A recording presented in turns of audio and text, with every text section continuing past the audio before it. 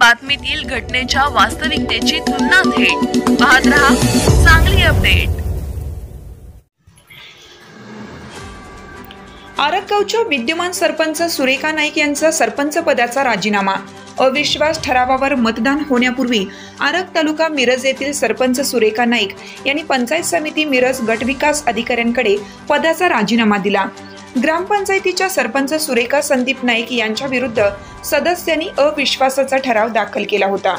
अविश्वास ठरावावर मतदान 31 रोजी होणार होतं, मात्र त्यापूर्वीच राजीनामा दिल्याने विरोधकांनी मार्ग मोकळा झाल्याची चर्चा सुरू आहे। ग्रामपंचायतीच्या एकूण 17 पैकी 13 सदस्यांनी सरपंचांच्या विरोधात अविश्वास ठरावाची मागणी तहसीलदार अपर्णा मोरे धुमाळ यांच्याकडे सादर केली होती। त्यामुळे गावात राजकीय चर्चांना उधाण आलं आहे। सन 2021च्या पंचवार्षिक निवडणुकीत मागासवर्गीय महिला या आरक्षित जागेवर सरपंच नाईक यांची निवड झाली होती। आरग येथे ओबीसी महिला सरपंच सुरेखा संदीप नाईक यांच्यावर अविश्वास दाखल झाला आहे। तो अतिशय निंदनीय आहे।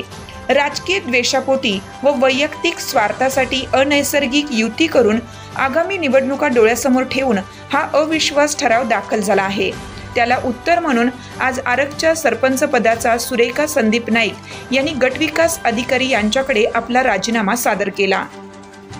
आरग येथे जो ग्रामपंचायत सदस्यांनी अविश्वास ठराव दाखल केलेला आहे तो अतिशय निंदनीय आहे आणि कोणताही मागचा विचार न करता किंवा कुठलाही उद्देश समोर मांडून सगळ्यांची चर्चा करून न करता राजकीय द्वेषापोटी व त्यांच्या स्वार्थ साधण्यासाठी अनैसर्गिक युती करून त्यांनी डायरेक्ट अविश्वास ठराव मांडला।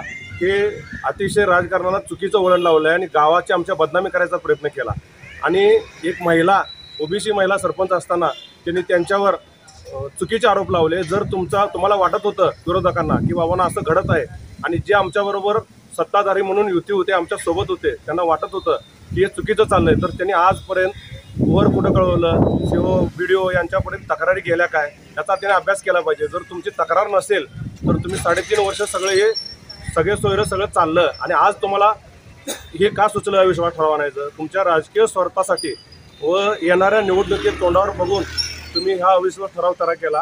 हे आम्हाला कळल्यानंतर आम्ही आमच्या स्वाभिमानानं आम्ही राजीनामा आज BDO मॅडमना दिलेला आहे